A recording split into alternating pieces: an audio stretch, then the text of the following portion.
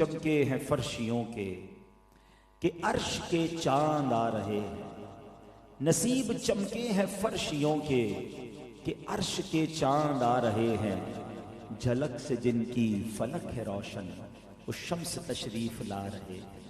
شب ولادت میں سب مسلمان نہ کیوں کریں جان و مال قربان، ابو لہب جیسے سخت کافر خوشی میں جب فیض پا رہے ہیں، اور نثار تیری چہل پہل پر ہزاروں عیدیں ربیع الاول، سوائے ابلیس کے جہاں میں سبھی تو خوشیاں منا رہے ہیں۔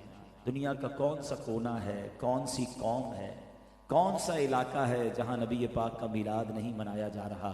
ہر طرف ایک خوشی کا سما ہے، اور اللہ کریم ان سب کو زندگی کی ساری خوشیاں عطا فرمائے جو نبی پاک کی ولادت کی خوشی مناتے ہیں۔ عرفان بھائی کو، ان کی پوری فیملی کو بہت مبارک ہو، ہر سال ہی بڑے احترام کے ساتھ، بڑے ہی اہتمام کے ساتھ یہ نبی پاک کا میلاد مناتے ہیں۔ اللہ ان کو اس کی بہترین جزا عطا فرمائے۔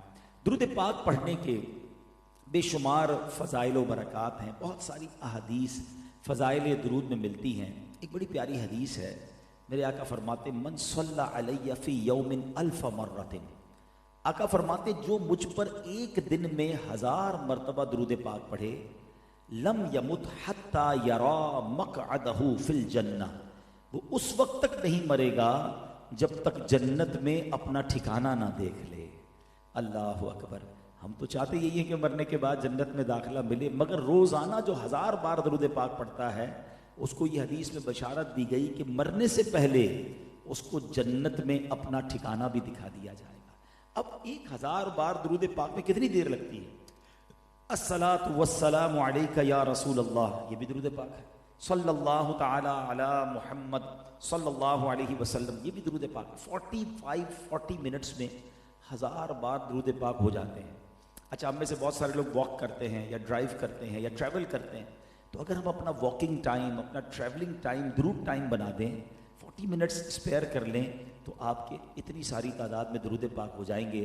اور آپ بلیو کریں، جب بندہ درود پاک کثرت سے پڑھنے لگتا ہے نا، اس کی ٹینشن ریلیز ہونے لگتی ہے، اس کی مشکلیں آسان ہونے لگتی ہیں۔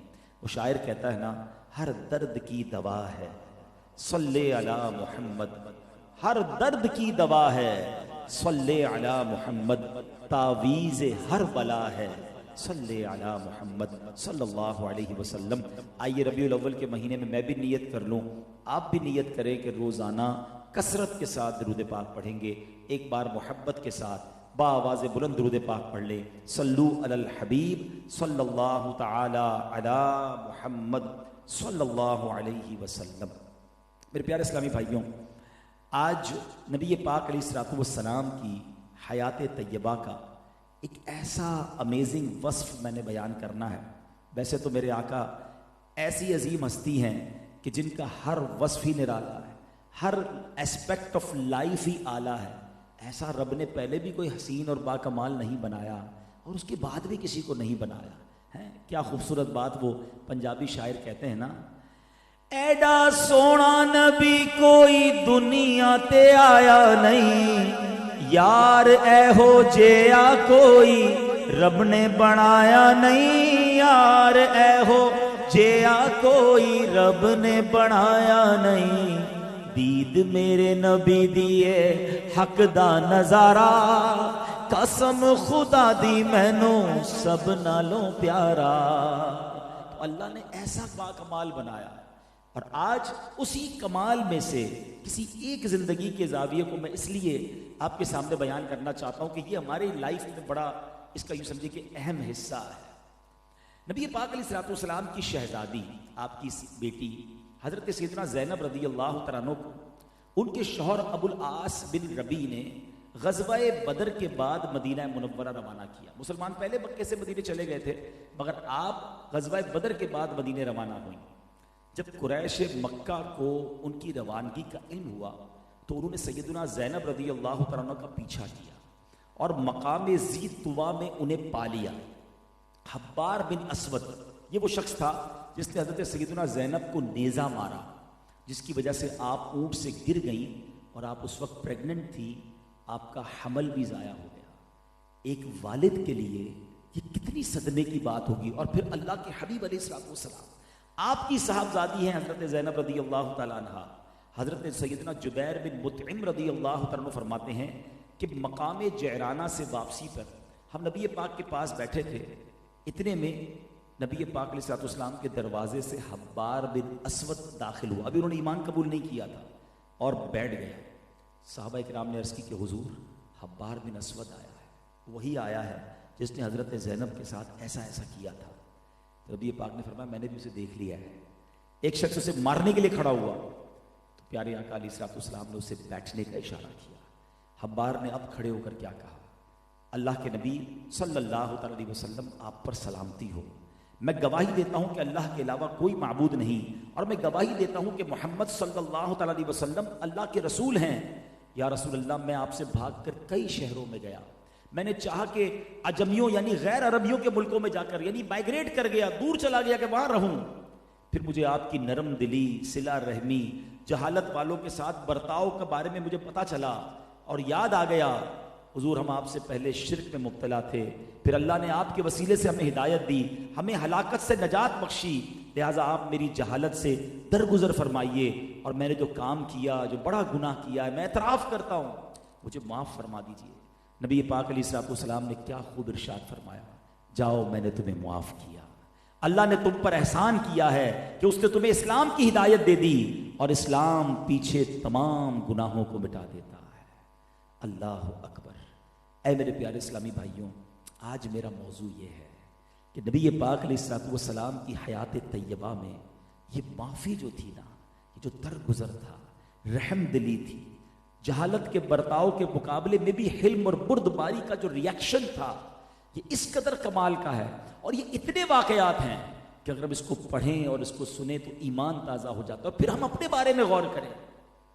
آج ہمارا حال کیا ہے, ٹٹ فار ٹیٹ, جیسے کو تیسا, اینٹ کا جواب پتھر سے. ارے میں بتاؤں گا میں کون ہوں, مجھے کیسے گالی دے دی, مجھے کیسے برا بھلا کہہ دیا, نہیں میں اس کو نہیں چھوڑوں گا, میں بدلہ لے کر رہوں گا. ایک طرف ہم اپنے آپ کو نبی پاک کا امتی کہیں, اور جس نبی کا کلمہ پڑھتے ہیں ان کا حال یہ ہے کہ وہ خون کے پیاسوں کو بھی معاف فرمائے. ہم ایک نعت بہت شوق سے پڑھتے ہیں اور سنتے ہیں, سلام اس پر کہ جس نے گالیاں سن کر دعائیں دی, سلام اس پر کہ جس نے خون کے پیاسوں کو قبائیں دی. نعت تو پڑھتے ہیں مگر کیا ہم کسی کو معاف کرنے کے لیے تیار ہیں؟ اور یہ ایک واقعہ نہیں ہے سیرت مصطفیٰ میں صلی اللہ تعالیٰ علیہ وسلم, نبی پاک کی تو سیرت بھری ہوئی ہے معافی اور درگزر سے. اللہ اکبر. ایک یہودی عالم, جب وہ ایمان نہیں لائے تھے, ان کا نام تھا زید بن سعنہ. نبی پاک سے کوئی بزنس ڈیل ہوئی, کھجوریں انہوں نے خریدی نبی پاک سے. کوئی ٹائم طے ہوا کہ اتنے دنوں میں نبی پاک کو کھجوریں اسے دے دیں گے. ابھی وہ ٹائم پورا ہونے میں 2-3 دن باقی تھے. وہ زید بن سعنہ مسجد نبوی شریف میں پہنچا, صحابہ بھی موجود, نبی پاک بھی موجود. پیارے آقا کا دامن تھام لیا اور معاذ اللہ بڑی تیز آواز میں, کرخت لہجے میں, لڑنے والے انداز میں کہتا ہے, اے محمد تم سارے عبد المطلب کی اولاد کا یہی طریقہ ہے, تم حق دینے میں دیر کرتے ہو, ٹال بٹول سے کام لیتے ہو. اللہ اکبر. پیارے آقا سے یہ برتاؤ, وہ بھی انہی کی مسجد میں, صحابہ کی موجودگی میں. حضرت عمر فاروق رضی اللہ تعالیٰ کھڑے ہو گئے. آپ کا جلال تو ویسے ہی بڑا مشہور تھا. آپ نے کہا ہے دشمن خدا کس طرح میرے آقا سے بات کر رہا ہے, اگر نبی پاک کا احترام ملحوظ نہ ہوتا تو ابھی تلوار سے تیرا سر قلم کر دیتا. تھوڑی دیر کے لیے سینیریو سمجھیں کہ آپ اور میں کہیں جا رہے ہوں, ہمارے باڈی گارڈ ہمارے ساتھ ہوں, ہمارے دوست ہمارے ساتھ ہوں, اور کوئی بدتمیزی کرے, اب تو موقع ہے اس سے بدلہ لینے کا. مگر نبی پاک کا انداز دیکھیں. آپ فرماتے ہیں اے عمر تم کیسے بات کر رہے ہو اس سے, تمہیں تو مجھے کہنا چاہیے تھا کہ حضور آپ اس کا حق ادا کر دیں, اور اس کو کہنا چاہیے تھا کہ نرمی سے بات کرو. پیارے آقا حضرت عمر کو اس طرح فرما رہے ہیں. پھر فرمایا اے عمر جاؤ اس کا حق دے دو, اس کی جو کھجوریں نکلتی ہیں نا یہ پوری دے دو, بلکہ ایسا کرو تھوڑی زیادہ دے دو. حضرت عمر کہتے حضور حق دینا تو سمجھ آتا ہے کہ زیادہ کیوں دینی ہے. فرمایا جا کر اس کو یہ کہنا کہ میں نے تمہیں تیز نظروں سے دیکھا تھا, تمہارے سامنے آواز بلند ہو گئی تھی, تمہارا دل دہل گیا ہوگا, یہ دل جوئی کے لیے میرے آقا نے مزید کچھ کھجوریں بھجوائی ہیں. اچھا یہاں ایک اور بات بڑی پیاری سمجھنے والی ہے. نبی پاک یہ سلو تو خود بھی فرما سکتے تھے, آپ خود ہی زید بن سعنہ کو کھجوریں دے دیتے, مگر چونکہ حضرت عمر کے ساتھ یہ انٹریکشن ہوا تھا, حضرت عمر کی بھی تربیت ہو, آقا علیہ الصلوۃ والسلام نے حضرت عمر کو بھیجا. زید بن سعنہ کے پاس آپ گئے, آپ نے کہا یہ تمہاری کھجوریں ہیں اور یہ تھوڑی زیادہ بھی ہیں. کہتے عمر زیادہ کیوں لائے ہو؟ کہا میرے آقا نے فرمایا ہے میں نے تمہیں تیز نظروں سے دیکھا تھا, میری آواز بلند ہو گئی تھی, تمہارا دل جوئی کے لیے نبی پاک نے اور کھجوریں بھجوائی ہیں. اب زید بن ثانہ نے پتہ کیا کہا, اے عمر تم مجھے پہچانتے ہو میں کون ہوں؟ کہ کون ہوں؟ کہا میں زید بن ثانہ ہوں. کہا تم وہی ہو جو یہودیوں کا بڑا عالم ہے؟ ہاں میں وہی ہوں. تو کہا تمہیں پتہ نہیں کہ نبیوں سے کیسے بات کی جاتی ہے؟ اس طریقے سے تم نے بات کی. اب وہ پتہ کیا کہتا ہے, کہتا ہے میں نے اصل میں آسمانی کتابوں میں آخری نبی کی 2 نشانیاں پڑھی ہوئی تھیں, اور مجھے وہ نشانیاں آج چیک کرنی تھی کہ وہ نشانی یہ تھی کہ جب ان کے ساتھ کوئی غصے سے پیش آئے وہ نرمی سے رپلائی دیتے ہیں, اور جتنی جہالت بڑھتی جاتی ہے اتنا ان کا حلم اور بردباری بڑھتی جاتی ہے. اے عمر میں نے پہچان لیا ہے یہی اللہ کے نبی ہیں, یہی آخری نبی ہیں, میں مسلمان ہوتا ہوں. اور سنو عمر میرے پاس بڑا مال ہے, میں اپنی آدھی دولت اسلام کے نام پر وقف کرتا ہوں. اب اس سے کیا سیکھنے کو ملا؟ اگر یہاں بدلہ لے لیا جاتا, یہاں ٹٹ فور ٹیٹ کر دیا جاتا تو زید بن ثانہ ایمان کیسے لاتے؟ صحابی بن گئے وہ. اور یہ ایک واقعہ نہیں ہے میرے پیارے اسلامی بھائیوں, سرور کائنات صلی اللہ تعالی علیہ وسلم کی سیرت میں جا بجا معافی کے واقعات ہیں. اچھا ایک مسکنسیپشن ہے اسلام کے بارے میں کہ اسلام تلوار کے زور پہ پھیلا ہے. نہیں جناب, اسلام معافی سے پھیلا ہے, اسلام درگزر سے پھیلا ہے, اسلام پیار سے پھیلا ہے. اور میں آج آپ کو لاجیکلی اس کو پروف کر کے بتاؤں گا. پہلے ہم چلتے ہیں, ایک اور واقعہ آپ کو سناتا ہوں. غورس نام کا ایک بندہ نبی پاک پر قاتلانہ حملہ کرنے کے لیے, آقا آرام فرما رہے ہیں, اکیلے درخت کے سائے میں, نو بڈی دیر, ہاتھ میں ننگی تلوار لے کر آ گیا. اور نبی پاک کی جب آنکھ کھلی, بڑے تکبر والے انداز میں غورس کہتا ہے, اے محمد صلی اللہ علیہ وسلم, آج تمہیں مجھ سے کون بچائے گا؟ نو بڈی دیر. اس کے ہاتھ میں تلوار ہے, آقا زمین پر آرام فرما رہے ہیں. اللہ اکبر. میرے آقا نے صرف ایک جملہ فرمایا, ایک لفظ فرمایا, اللہ. اب جب نبی پاک کی زبان سے لفظ اللہ نکلا نا, غورس تھر تھر کانپنے لگا. ہیبت نبوت تھی, اس کے ہاتھ سے تلوار گر گئی. نبی پاک نے تلوار اٹھا لی, فرمایا غورس اب تمہیں کون بچائے گا؟ اب تمہیں مجھ سے کون بچائے گا؟ کہتا ہے آپ تو بڑے کریم ہیں, آپ تو معاف کرنے والے ہیں, آپ تو درگزر کرنے والے ہیں. نبی پاک نے اسے بھی معاف کر دیا. اپنی قوم میں جا کر غورس کہتا ہے, میں ایک ایسی شخصیت سے مل کر آیا ہوں جو خون کے پیاسوں کو بھی معاف کر دیتے ہیں, اور وہ کلمہ پڑھ کر مسلمان ہو گیا. اللہ اکبر. یہ ہے میرے آقا کی سیرت. اور آج ہم کیا کر رہے ہیں؟ ہم تو چھوٹی چھوٹی غلطی بھی کسی کی معاف کرنے کے لیے تیار نہیں ہیں. اور جب میں نے بات کہی نا کہ اسلام کس طرح معافی سے پھیلا, دیکھیں تھوڑا سا اسلام کو پہلے لاجیکلی, آپ بچے بھی بیٹھے ہیں, ینگسٹر بھی بیٹھے ہیں, کچھ ہسٹری پر بھی نظر ہونی چاہیے, نبی پاک کی سیرت پڑھا کریں. بلکہ یہ ربیع الاول کا مہینہ خاص یہ مہینہ ہے کہ ہر سال ایک بار نبی پاک کی پوری لائف کو ہم پڑھیں تاکہ وہ تمام واقعات ہمیں یاد ہوں, ہمارے بچوں کو یاد ہونے چاہیے. جب نبی پاک نے مکہ پاک سے مدینہ ہجرت کی, اب بڑے غمزدہ تھے. آپ ذرا تھوڑی دیر کے لیے سوچیں, ہم میں سے بہت سارے وہ ہیں جو کراچی میں پیدا ہوئے ہیں. اگر ہم میں سے کوئی 50 سال کراچی میں رہے, ہمارے بچے بھی یہاں ہوں, ہماری شادی بھی یہاں ہو, ہمارے بچے ہوں, بچوں کے بچے بھی ہوں, پراپرٹی بھی ہو, بزنس بھی ہو, اور پھر ہمیں کوئی کہے کہ سب کچھ چھوڑ کے یہاں سے چلے جاؤ, اور ظلم کیا جائے, ستایا جائے, مارا جائے. نبی پاک نے 53 سال آؤٹ آف 63 ایئرز, میرے آقا کی عمر مبارک 63 سال, 63 سال میں سے 53 سال نبی پاک نے مکہ پاک میں گزارے ہیں. اور آفٹر 53 ایئرز آپ کو مجبور کر دیا گیا, اتنا تنگ کیا گیا کہ صحابہ کرام کو پہلے نبی پاک نے بھیجا مدینہ پاک, اور پھر خود حضرت ابوبکر صدیق کے ساتھ آپ نے بھی ہجرت کی. اور وہ سفر بھی کتنا یوں سمجھے کہ چھپ چھپا کر ہوا, دشمنوں کے خوف میں ہوا کہ 3 راتیں تو غار ثور میں رہے, پھر جناب راستہ چینج کر کے میرے آقا مدینے پہنچے. اور اس وقت بھی نبی پاک نے جب جا رہے تھے نا تو کعبے کی طرف نظر کر کے کچھ اس طرح فرمایا تھا کہ اے کعبہ, اگر مجھے مکے والے نہ چھڑواتے تو میں تجھے کبھی چھوڑ کے نہ جاتا. آقا بڑے غمزدہ ہو کر مدینے گئے تھے, کس قدر تکلیف تھی. اچھا پھر اس کے بعد کیا ہوا, کتنے لوگ مدینے گئے تھے, یہ بڑا ضروری ہے سمجھنا کہ اسلام کے لیے کتنی تکلیفیں اٹھائی گئیں. یہاں ایک اور میں انشاءاللہ پوائنٹ آپ کو بتاؤں گا جو ہمیں سیکھنا ہے کہ جب نبی پاک اور صحابہ مدینے گئے نا, ایوریج بتایا جاتا ہے 70-80 صحابہ گئے تھے آل ٹوگیدر. سمجھ لیں شاید مدینے میں کچھ لوگ مسلمان ہو گئے تھے, ایک اگر موٹا حساب کر لیں تو 200 مسلمان تھے دنیا میں. 2 ہجری میں غزوہ بدر ہوتا ہے, کتنے مسلمان تھے؟ فگر آپ سب کو یاد ہوگا, 313, یاد ہے نا. اچھا 313 کے بارے میں نبی پاک نے خود بدر میں ایک دعا کی تھی کہ اے اللہ اگر آج یہ مارے گئے تو دنیا میں تیرا کوئی نام لینے والا نہیں بچے گا. اٹ مینس 313 بدر میں لوگ ہیں, شاید اتنی خواتین مدینے میں ہوں گی. تو آل ٹوگیدر سمجھنے کے لیے تقریباً کم و بیش پوری دنیا میں کتنے مسلمان ہیں؟ 600 مسلمان ہیں. یہ کتنے سال ہو گئے نبی پاک کو اعلان نبوت کیے ہوئے؟ 40 سال کی عمر میں اعلان نبوت کیا. 13 سال آپ نے مکے میں تبلیغ کی, 2 سال مدینے میں بھی ہو گئے. ٹوٹل کتنے یہ سال ہو گئے؟ 15 سال. ذرا میرے ساتھ رہیے گا تو آپ ایک بہت خوبصورت سیکوینس سمجھیں گے جو میں سمجھانا چاہ رہا ہوں. 15 سال کی دعوت حق کے بعد مسلمان کتنے ہوئے ہیں؟ All together 600. 313 بدر میں تھے, باقی خواتین ہوں گی. ٹھیک ہے, 15 سال کی سٹرگل ہے. اب 3 ہجری میں ہوتا ہے غزوہ احد. وہاں کتنے مسلمان تھے؟ 700. یہ 313 کی تعداد کتنی پہنچ گئی؟ 700 تک پہنچ گئی. خواتین اتنی پلس کر لیں تو 1400 لوگ مسلمان ہو گئے. اس کے بعد 6 ہجری میں صلح حدیبیہ ہوتا ہے کہ جہاں نبی پاک کے ساتھ 1400 صحابہ گئے تھے. اب گروتھ دیکھ رہے, یعنی 70-80 صحابہ مدینے پہنچے, 313 بدر میں ہوئے, 700 احد میں ہوئے, 1400 حدیبیہ میں ہوئے. یہ 6 ہجری آ گیا ہے. 6 اور 13 کتنے سال ہو گئے؟ 19 سال تبلیغ کی نبی پاک نے. اور مسلمان کتنے ہوئے ہیں؟ 1400 صحابہ حدیبیہ کے مقام پر ہیں, تو 1400-1500 خواتین ہوں گی. 3000 مسلمان. میں ایوریج کے ساتھ چل رہا ہوں, سمجھا رہا ہوں آپ کو. اللہ کے حبیب 19 سال محنت کریں, کوشش کریں, 3000 مسلمان ہو رہے ہیں. ہم تھوڑا سا دین کا کام کرنے کو جواب نہ دے, کہتے نہیں یار میں نے نہیں کرنا, کوئی رپلائی نہیں دے رہا, کوئی ساتھ ہی نہیں دے رہا. ارے بھائی, شروع کے کام مشکل ہوتے ہیں, دین کے کام آسان نہیں ہوتے. ہر کوئی ہمارا ہاتھ بٹائے یہ ضروری نہیں ہوتا.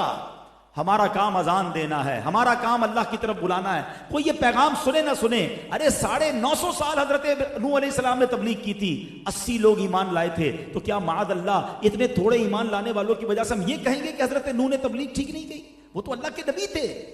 تو دین کے کاموں میں رکاوٹیں آتی ہیں, اچھے کاموں میں مشکل آتی ہے. اگر آپ کوئی دین کا کام شروع کرنے جا رہے ہیں اور کوئی سپورٹ نہیں کر رہا, کوئی ساتھ نہیں دے رہا, کوئی دل توڑ رہا ہے, آپ نے اپنا دل چھوٹا نہیں کرنا. پیارے آقا کی سٹرگل کو, صحابہ کی تکالیف کو, دین کس طرح ہم تک پہنچائے یاد رکھنا ہے. اور پھر جب امتحان کا وقت گزرتا ہے نا, تو پھر دیکھو کیسی راہیں کھلتی ہیں. جس پوائنٹ پر میں لانا چاہتا ہوں اب سمجھیے گا. 1400 صحابہ تھے حدیبیہ میں, چھٹا سال ہے. اب یہاں کیا ہوا, مسلمانوں کو عمرہ نہیں کرنے دیا گیا, سب احرام پہن کے آ گئے تھے.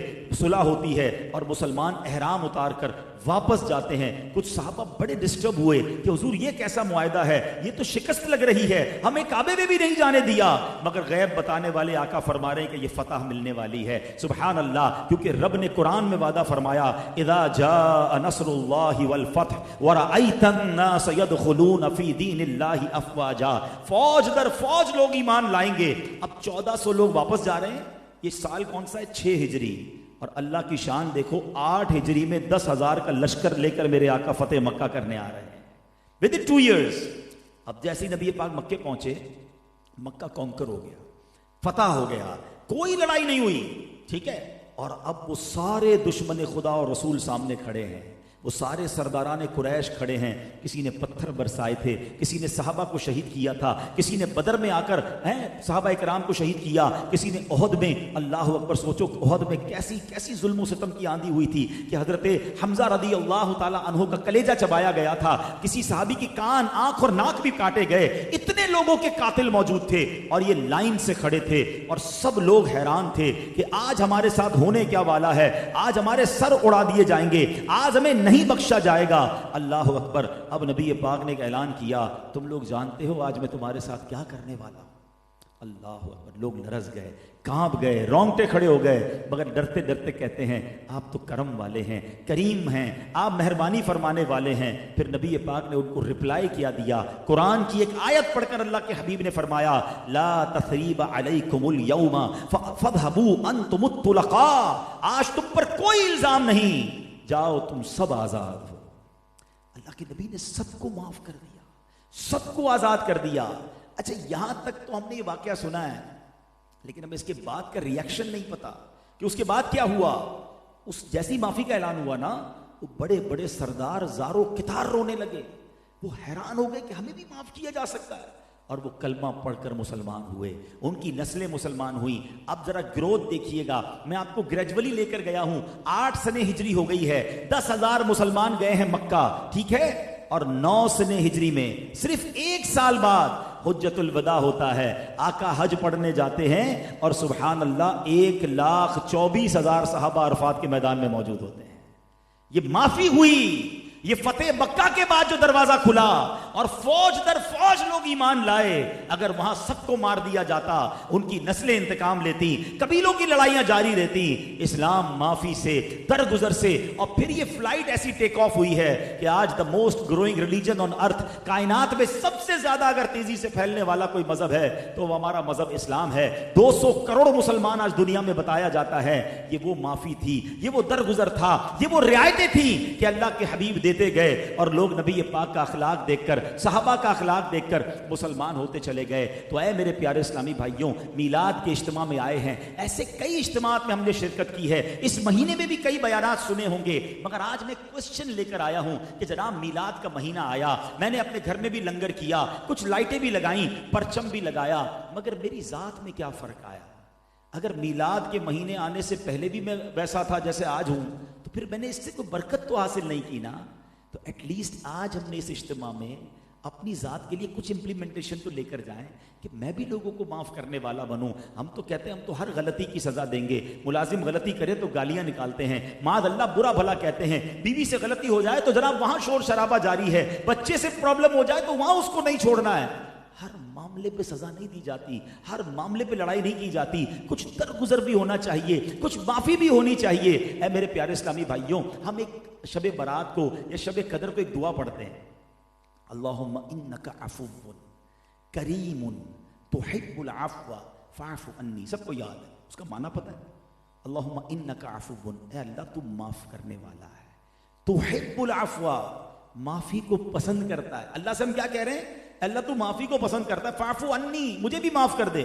کبھی دل میں یہ خیال آیا کہ اللہ سے تو میں یہ چاہتا ہوں کہ یا اللہ تو مجھے معاف کر دے, سارے گناہ معاف کر دے, صغیرہ بھی معاف کر دے, کبیرہ بھی معاف کر دے, مگر یہ معافی مانگنے والا کیا اللہ کے بندوں کو معاف کرتا ہے؟ اپنے بارے میں تو سوچو نا کہ میں کسی کو معاف کر رہا ہوں, رب سے چاہتا ہوں رب مجھے معاف کر دے, مگر میں نے دشمنیاں پالی ہوئی ہیں, میں نے دل میں دوریاں رکھی ہوئی ہیں. میں اس بھائی کے گھر نہیں جاؤں گا, میں اس بہن کے گھر نہیں جاؤں گا, ہم اس رشتہ دار کے یہاں نہیں جائیں گے, اس کی دعوت میں نہیں جائیں گے, اس کے قریب نہیں جائیں گے, اس ایک محلے میں رہ کر ہاتھ نہیں ملاتے. ایک غلطی, ایک مسٹیک, ذرا سوچئے, یہ اسلام نہیں ہے, یہ نبی پاک کا طریقہ نہیں ہے. معاف کر کے, درگزر کر کے ہم زندگی گزار سکتے ہیں. ویسے لائف تھوڑی ہے, کتنی دشمنیاں پالیں گے, کتنی دوریاں کریں گے.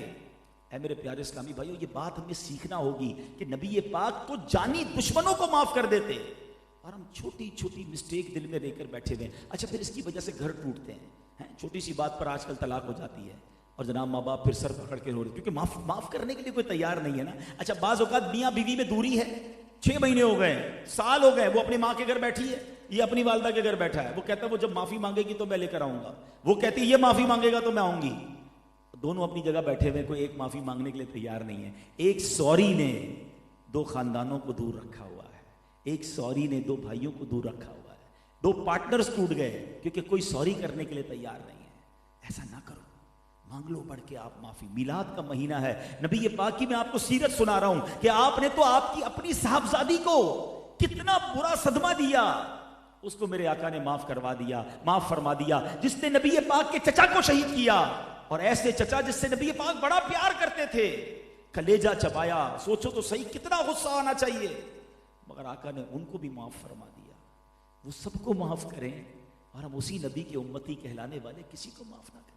ہر بات پہ لڑائی, موقع چاہیے بس لڑنے کے لیے. ایسا لگتا ہے everybody is ready to fight, frustration اتنا بھرا ہوا ہے کہ موقع ملے کسی پہ غصہ نکال دو. یہ نہ کیا کرو, درگزر کریں, اور یہی اللہ کو بڑا پسند ہے. نبی پاک علیہ الصلوۃ والسلام نے ایک جگہ ارشاد فرمایا جس کا مضمون ہے, اگر تم چاہتے ہو کہ اللہ تمہاری مغفرت کر دے, بلا تمہارے حساب میں آسانی کرے, اور تمہیں جنت میں گھر عطا فرمائے, تو 3 کام کر لو. وہ 3 کام کون سے ہیں؟ فرمایا جو تمہیں محروم کرے تم اسے عطا کرو, جو تم سے قطع تعلق کرے تم اس سے جوڑو, اور جو تم پر ظلم کرے تم اسے معاف کر دو. اچھا, بعض اوقات لوگ کہتے ہیں میری غلطی تو نہیں ہے, غلطی اس کی ہے, تو میں کیسے معاف کر دوں؟ غلطی کرنے والے کو ہی تو معاف کرنا ہوتا ہے, بغیر غلطی والے کو کیا معاف کرنا ہوتا ہے؟ کسی نے کچھ کیا ہی نہیں اور آپ کہیں میں نے معاف کیا, تو کیا کمال کیا؟ معافی کرنا ہی اس کو جس نے ہمارا دل توڑا ہے یا ہمیں تکلیف پہنچائی ہے. آپ معافی کا ثواب کمائیے, اور یہ نہ سوچو کہ وہ پہلے آ کر معافی مانگے. ہماری میمنی کا تو بڑا پیارا جملہ ہے نا, بچپن سے سنتے آ رہے ہیں, جو نمیوں وہ اللہ کی گمیوں. تو ہم نم جائیں, ہم جھک جائیں, کوئی بات نہیں یار, معاف کر دو, میلاد کا مہینہ ہے, چلو ختم کرتے ہیں یار, مل کر بیٹھتے ہیں. آپ یقین کریں اس بعد میں وہ بھی کہے گا میں بھی انتظار کر رہا تھا یار, آپ آگے آ جاتے, چلو آج مل گئے. تو رشتہ داریاں توڑ کے نہ بیٹھیں. قطع رحمی, اب سمجھیے گا, جو سمجھدار لوگ ہیں, آپ سب شب برات میں, شب قدر میں, بڑی راتوں میں آپ سنتے ہیں کہ اللہ پاک کروڑوں کی بخشش کر دیتا ہے, لاکھوں کی بخشش کرتا ہے, سوائے چند لوگوں کے. ایک لسٹ آتی ہے حدیثوں کے ذریعے, ہر لسٹ میں رشتہ داری کاٹنے والا ہوتا ہے, کہ جو رشتہ داروں سے قطع رحمی کرنے والا ہے وہ شب برات بھی نہیں بخشا جاتا, شب قدر بھی نہیں بخشا جاتا. اس کا کیا مطلب ہے کہ یہ اللہ کے نزدیک کتنا بڑا گناہ ہے. مگر یہاں تو جناب چھوٹی چھوٹی بات پر دوریاں کی کر بیٹھے ہیں. تو بہرحال اے میرے پیارے اسلامی بھائیوں, آج ماشاءاللہ آپ میلاد کے اجتماع میں آئے ہیں, میری بہنیں بھی آئی ہیں. آج سب یہ نیت کریں کہ اگر کسی سے کسی بات پر, دیکھیں ہم انسان ہی ہیں نا. What is the definition of human being? آپ کو پتہ ہے انسان کی تعریف کیا لکھی کتابوں میں؟ الانسان مرکب من الخطاء والنسیان.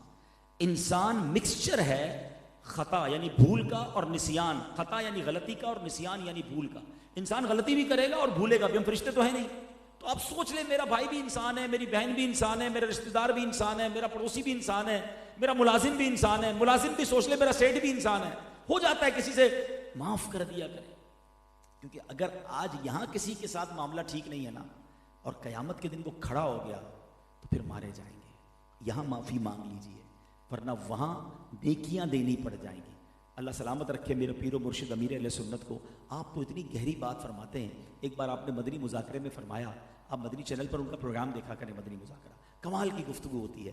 ایک بار آپ نے فرمایا کہ اگر کوئی شوہر اپنی بیوی کا دل دکھائے ناجائز, تو اب شوہر کو بیوی سے معافی مانگنی پڑے گی.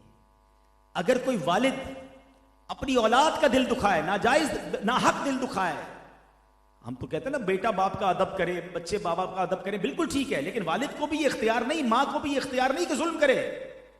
تو باپ کو بیٹے سے معافی مانگنی پڑے گی.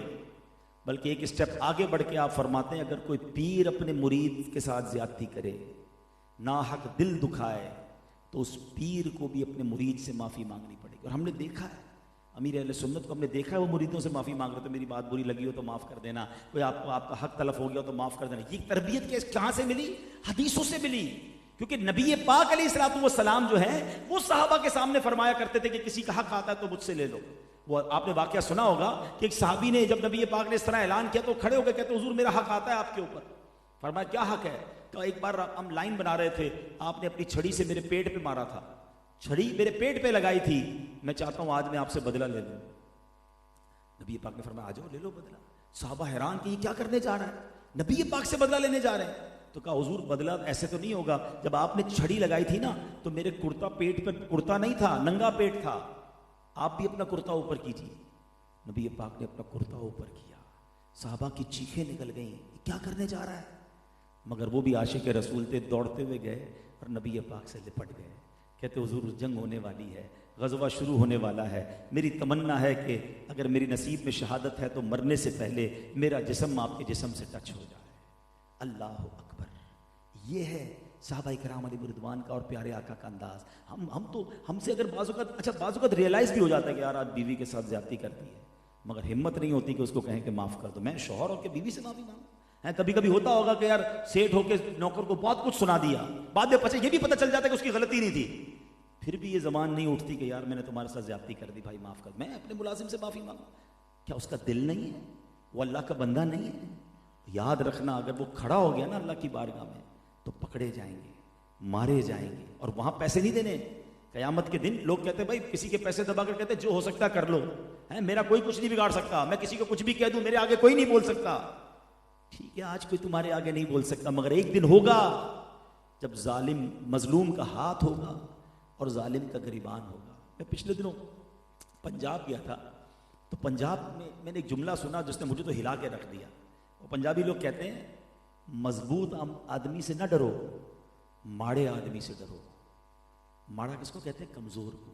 تو میں نے کہا یہ کیوں کہہ رہے ہو؟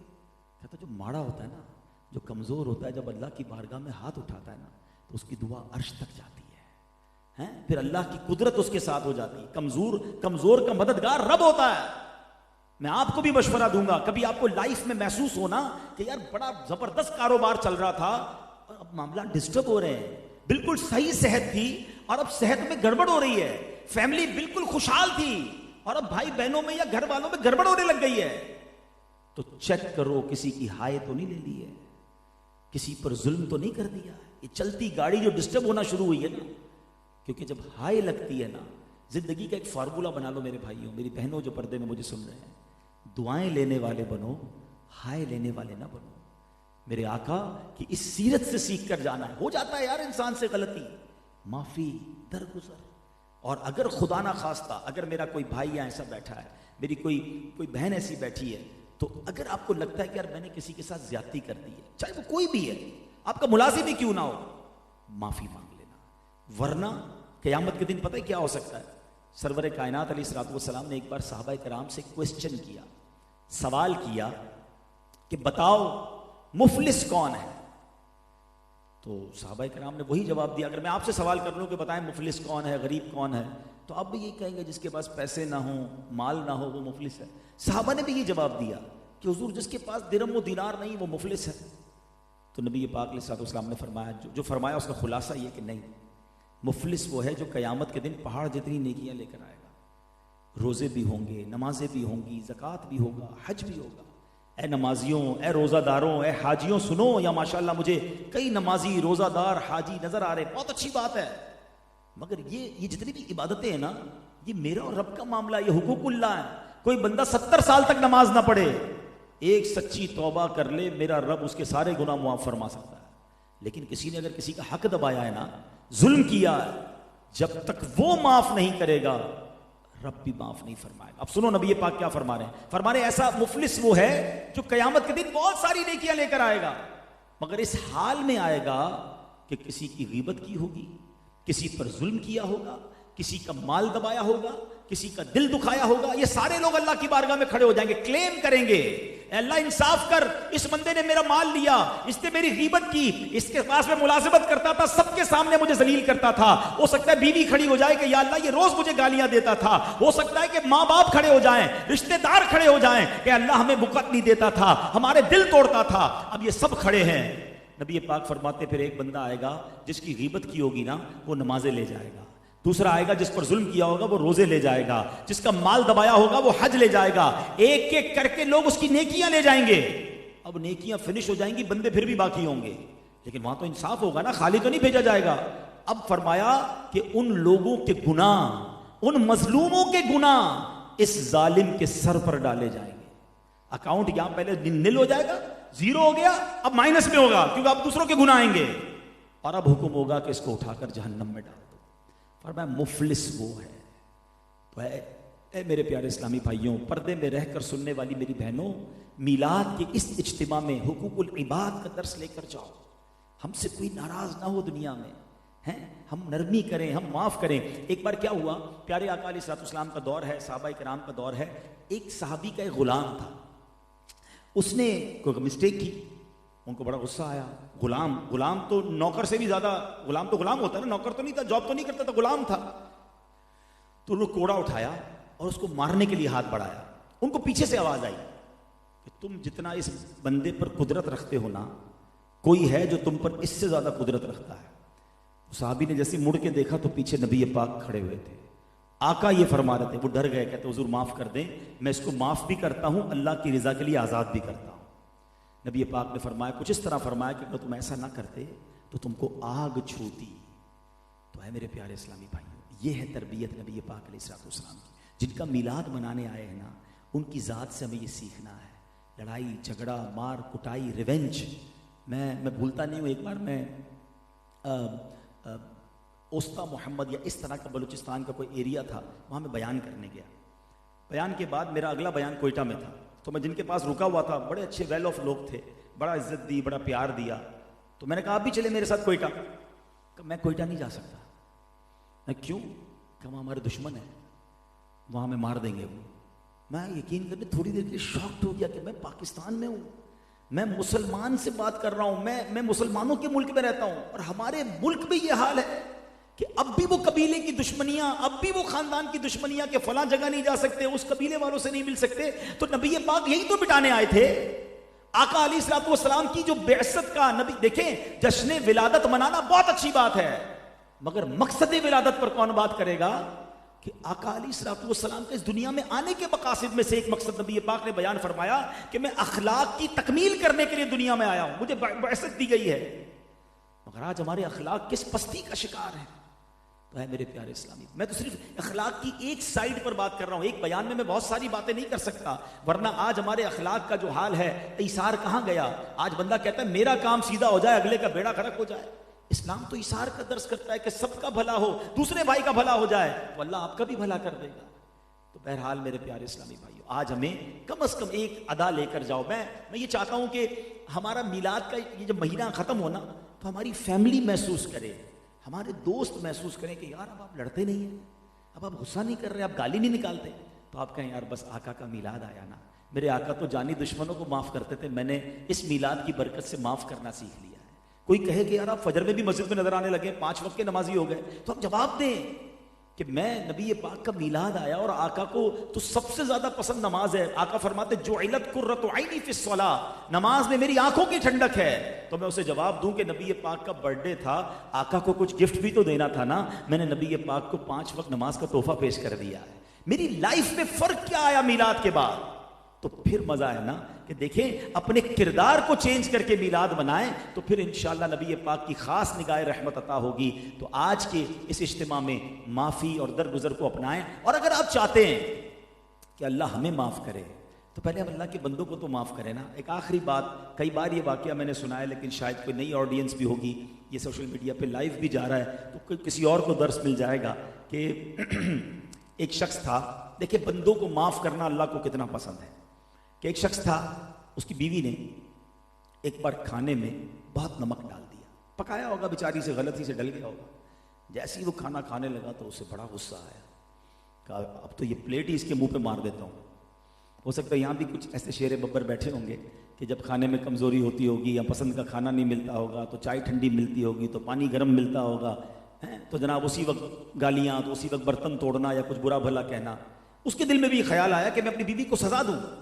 پھر اسے فوراً خیال آیا کہ یار میری بیوی سے ایک غلطی ہوئی ہے اور میں بدلہ لینے کے لیے تیار ہو گیا ہوں، میں تو صبح شام اللہ کی بارگاہ میں کتنی غلطیاں کرتا ہوں، وہ تو مجھ سے بدلہ نہیں لے رہا، وہ تو مجھے سزا نہیں دے رہا۔ کہتا میں نے کچھ بھی نہیں کہا، چپ چاپ کھانا کھا لیا، چلا گیا۔ مرنے کے بعد مجھے بتایا گیا کہ اس روز جو تو نے بندہ ہو کر بندی کو معاف کیا تھا، میں تو سب سے بڑا معاف کرنے والا ہوں، جا میں نے تیرے سارے گناہ معاف کر دیے۔ تو کاش ہم بھی آگے بڑھ کر معاف کر دیں، معافی مانگ لیں۔ مگر کسی کو یاد آ رہا ہے نا کہ میں نے یار فلاں ملازم کے ساتھ زیادتی کی ہے، اپنے فلاں رشتہ دار کے ساتھ، فلاں گھر والوں کے ساتھ زیادتی کی ہے، معافی مانگ لینا۔ معافی سے چھوٹا نہیں ہوتا کوئی۔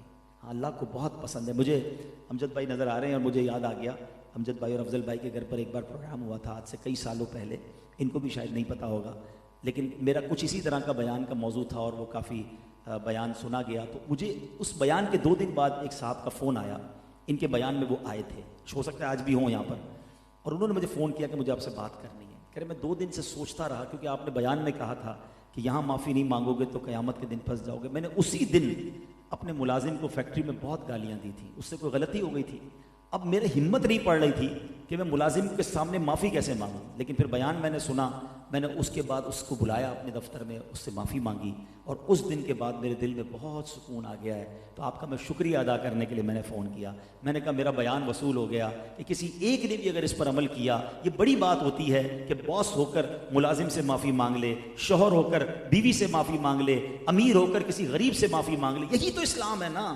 نبی پاک نے تو یہی تو ارشاد فرمایا کہ کسی امیر کو کسی غریب پر، کسی کالے کو کسی گورے کو کسی کالے پر کوئی فوقیت نہیں ہے، جو اللہ کی بارگاہ میں عبادت کرنے والا، تقوی والا ہے، وہی مقرب ہے۔ تو بہرحال اللہ کرے کہ آج کا بیان بھی کچھ لوگوں کے لیے یہ رہنمائی کا باعث بنے کہ جن کی عادت ہی لڑنے کی ہے، جھگڑنے کی ہے، انتقام کی ہے، معاف نہیں کرتے، دل میں رکھتے ہیں، دل صاف کر لو۔ بس میں تو ایک بار وہ جملہ سوشل میڈیا پہ پڑھا تھا، میں تو ہل کر رہ گیا کہ تم تمنا کرتے ہو کہ اللہ تمہیں تمہارے سارے گناہ معاف کر دے، اور تم اللہ کے بندوں کو خود معاف کرنے کے لیے تیار نہیں ہو۔ آپ سوچے نا، بڑی لاجیکلی بات ہے کہ میں اللہ سے تو کہہ رہا ہوں یا اللہ تو مجھے معاف، اور میرے سارے گناہ معاف کر، مگر میں اللہ کے بندوں کو میں خود معاف کرنے کے لیے تیار نہیں. کیسی دعا ہے؟ مزہ تو اس میں ہے کہ اللہ سے میں یہ عرض کروں کہ اللہ میں نے تیرے سارے بندوں کو معاف کر دیا، اب تو بھی کریم مجھے معاف فرما دے. وہ پھر دعا دل سے نکلے گی. اللہ پاک عمل کرنے کی توفیق عطا فرمائے. ایسی پیاری باتیں دعوت اسلامی کے ماحول میں سکھائی جاتی ہیں. ایسے بیانات اگر آپ مدنی چینل دیکھتے رہیں گے تو سنتے رہیں گے، تربیت ہوتی رہے گی. اور فیضان مدینہ تو ویسے بھی قریب ہے، کبھی کبھی وہاں بھی تشریف لایا کریں. آخر میں عرفان بھائی کو، ان کی پوری فیملی کو مبارکباد پیش کروں گا. ہمیشہ ہی بڑی محبت سے یہ پروگرام سجاتے ہیں. اللہ اس خرچ کو، اس وقت کو اور آپ سب کے آنے کو بھی اپنی بارگاہ میں قبول فرمائے. آمین بجاہ النبی الامین صلی اللہ تعالی علیہ وسلم. الحمدللہ رب العالمین والصلاة والسلام علی سید الانبیاء والمرسلین.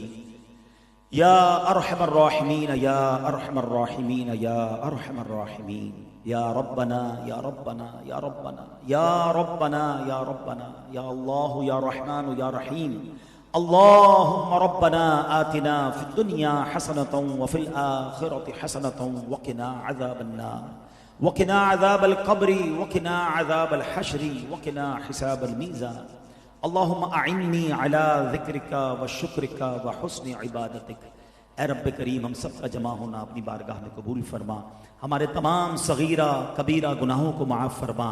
ہماری، ہمارے ماں باپ کی، نبی پاک علیہ الصلوۃ والسلام کی ساری امت کی بخشش فرما. اے رب کریم، آج ہم نے معافی کے بارے میں سنا، درگزر کے بارے میں سنا. اے اللہ، اگر آج تک ہم نے کسی کا دل دکھایا ہے، کسی پر ظلم کیا ہے، زیادتی کی ہے، تجھ سے بھی معافی مانگتے ہیں مولا. اور ہمیں اے اللہ ایسی کوئی ترکیب فرما دے کہ وہ بندہ بھی ہمیں معاف کر دے. تیرے بندے ہم سے ناراض نہ ہو مالک. کوئی معافی کی ایسی صورت بن جائے، حقوق العباد بھی ادا ہوں، حقوق اللہ بھی ادا ہوں. اے اللہ ہمیں نرمی والا بنا دے، ہمیں درگزر والا بنا دے.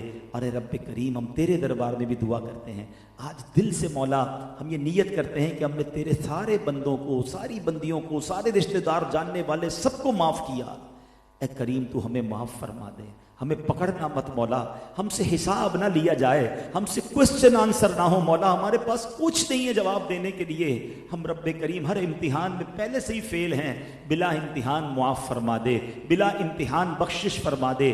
ہم نے حدیثوں میں پڑھا ہے کہ تیرے بہت سے بندے ایسے ہوں گے جو بلا حساب جنت میں جائیں گے. اے اللہ، ان بلا حساب جنت میں جانے والوں میں ہمارا نام لکھ دے، ہمارے ماں باپ کا نام لکھ دے. اے رب کریم، جتنے ہاتھ اٹھے ہیں تو سب کے نام بھی جانتا ہے اور کام بھی جانتا ہے. کوئی بیمار ہے، کسی کے گھر میں کوئی بیمار ہے، ہو سکتا ہے کوئی قرضے میں ڈوبا ہوگا، کسی کے روزگار کے مسائل ہیں، کوئی بے اولاد آیا ہوگا، کوئی اولاد کی وجہ سے پریشان ہوگا. طرح طرح کے غم ہیں مولا. تجھے نہ کہیں تو کس کو کہیں پروردگار. آج یہاں تیرے حبیب پاک علیہ الصلوۃ والسلام کا ذکر ہوا ہے. اس ذکر مصطفیٰ کا واسطہ ہمارے دکھوں کو دور فرما دے، ہماری پریشانیوں کو دور فرما دے. اے اللہ، سب کے روزی روزگار میں، رزق حلال میں برکت عطا فرما. رزق حرام سے ہم سب کو محفوظ فرما. بے اولادوں کو نیک اور صالح اولاد عطا فرما. اے اللہ، روٹھوں کو منا دے، بچھڑوں کو ملا دے. اے کریم، جتنے بیمار ہیں ان سب کو شفا عطا فرما. ہم میں سے جن کے والدین دنیا سے چلے گئے ان کی بے حساب مغفرت فرما. اللہم ارحمہما کما ربیانی صغیرا. اور اے اللہ، جن کے والدین حیات ہیں ان کو درازی عمر بالخیر عطا فرما. ہمارے عرفان بھائی کہ کاروبار میں، رزق حلال میں خوب برکتیں عطا فرما. اس پوری سوسائٹی میں رہنے والے عاشقان رسول پر رحمتوں اور برکتوں کا نزول فرما. ہم سب کی جان، مال، عزت، آبرو، آل اور اولاد، دین اور ایمان کی حفاظت فرما. میرے کریم مولا، ہمارے وطن عزیز پاکستان کی خیر فرما. شہر کراچی کو امن و سکون کا گہوارہ بنا دے. اور اے رب کریم، ہمیں جلدی جلدی مکے مدینے کی بعد اب حاضری عطا فرما. بار بار یہ حاضریاں ہمارا مقدر فرما. اسی سال ہمیں رمضان مدینہ بھی دکھا اور حج کی سعادت بھی نصیب فرما. اے رب کریم، ہمیں زوال نعمت سے بچا، عافیتوں کے پھر جانے سے بچا. ڈینگی وائرس، کرونا وائرس، ہر طرح کی زمینی اور آسمانی بلاؤں سے ہم سب کو محفوظ فرما. اے رب کریم، جو ان وائرسوں میں گرفتار ہیں ان کی اے اللہ انہیں شفائے کاملہ عطا فرما. بالخصوص تیرے دربار میں دعا ہے جو سیلاب کے متاثرین ہیں، اے اللہ جو بے گھر ہیں انہیں گھر عطا فرما. اے اللہ جو پریشان حال ہیں ان کی پریشانی دور فرما. جو لوگ ان سیلاب زدہ مسلمانوں کی مدد کر رہے ہیں، اے اللہ تو بھی ان کی غیب سے مدد فرما. ربنا تقبل منا انك انت السميع العليم وتب علينا يا مولانا انك انت التواب الرحيم ببركة ان الله وملائكته يصلون على النبي يا ايها الذين امنوا صلوا عليه وسلموا تسليما صلی اللہ علی النبی الامی وآلہ صلی اللہ علیہ وسلم صلاۃ و سلاما علیک یا سیدی یا رسول اللہ. جب تمہیں واپسی ہو یا اللہ، سامنے ہو روضہ رسول اللہ اور لب پہ ہو لا الہ الا اللہ محمد رسول اللہ. ادب و شوق کے ساتھ صلاۃ و سلام. مصطفیٰ